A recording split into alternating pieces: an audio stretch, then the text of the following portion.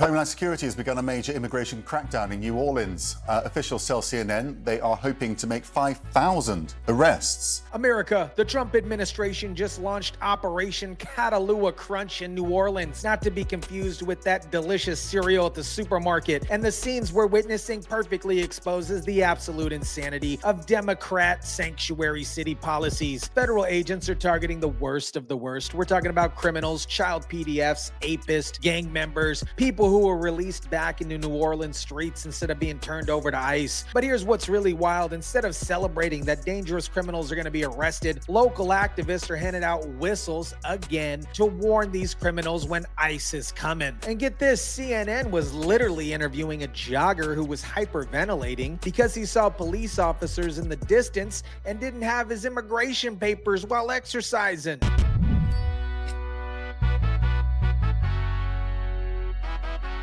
Seeing is what appears to be racial profiling of brown people, and then going after these individuals and treating them like they are these significantly violent offenders. Do you speak Spanish? What is up, guys? Tyson De La Cruz here. Thank you so much for rocking with me. This story perfectly shows how Democrats have created a system that protects criminals over citizens. And now they're panicking because Trump is actually enforcing our immigration law. Let me break down exactly who Operation CATAHOULA CRUNch is targeting, because this isn't some random immigration sweep. This is going to go after the most dangerous criminals that New Orleans sanctuary policies have been protecting. CATAHOULA CRUNch, which we are launching today down in New Orleans, we're first and foremost really focusing on those worst of the worst criminals, those criminals who have previously been locked up by local authorities, but then because New Orleans functions as a sanctuary city, those individuals were not released to ICE. They were instead released back onto New Orleans streets. We're talking about child PDFs, burglars, gang members, and apists who were arrested by local authorities but then released back into the streets instead of being turned over to ICE. This is exactly what sanctuary city policies do. They protect the most dangerous criminals in our society. Home invasion, armed robbery, grand theft auto, grape. These aren't just people who overstayed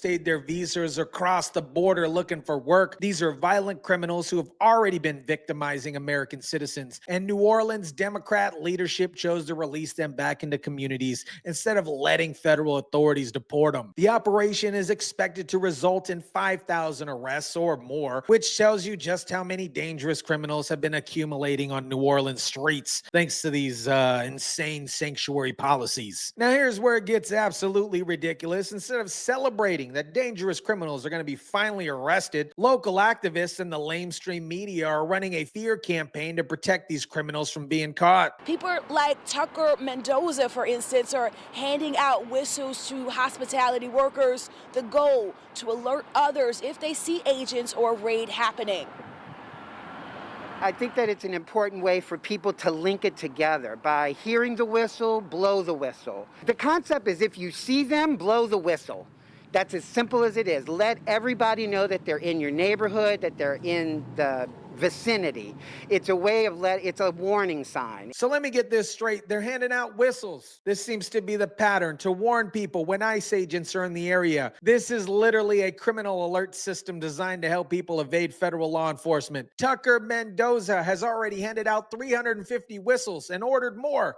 Good for him. The economic disruption is immediate. Construction workers and hospitality employees didn't show up to work on day one because activists have convinced them that ICE is coming for everybody, not just violent criminals. But here's what really gets me fired up. Look at how the media is covering this operation. They're not focusing on the child PDFs or the apists who are being arrested. They're focusing on creating sympathy for people who are helping criminals evade federal law enforcement. Now let me tell you about the most ridiculous piece of fear-mongering that I've seen yet. CNN actually interviewed a man who was jogging and saw police officers in the distance, and he started hyperventilating because he didn't have his immigration paperwork with him while he was exercising. He became terrified. Even though he has his immigration papers, he didn't have them on him while he was running. Take a listen, Boris. And I feel unsafe because, you know, when you go to make exercise, You don't carry your driver's license. You don't carry nothing can prove you a citizen. You know, but because what I can hear in social media and everything, these people is looking at your color. Boris, he was hyperventilating at one point during our interview. He started shedding tears. Think about how insane this is. This man is supposed to be a legal citizen, but has been so brainwashed by the media's fear campaigns that he thinks ICE agents are going to arrest him for jogging while brown. This is the level of hysteria that Democrats and their media allies have created. You know what I want to tell this guy? Instead of carrying your papers while jogging, just grab a wig like this. Just grab a wig and some face paint. Trick ICE, right? And that's the trick. If you're worried about being mistaken for somebody else, maybe change your appearance instead of expecting federal agents to ignore people who match the description of wanted criminals. But seriously, this CNN segment perfectly shows how the media is promoting fear instead of facts. They're not explaining that this operation is targeting specific criminals with arrest warrants. They're creating panic by suggesting that anybody could be arrested at any time. This is exactly what Democrats want. They want legal immigrants and citizens to be terrified so they can use that fear to attack Trump's immigration enforcement. It is absolutely disgusting. The immediate economic impact of this operation shows exactly how Democrats have created a system where entire communities are complicit in harboring criminals. Some local shops have been closing up for the day too, some with signs that say no ICE access in this business. Think about what this means. These businesses are openly declaring that they won't cooperate with federal law enforcement trying to arrest child predators and criminals. The concern is coming not just from people who are undocumented,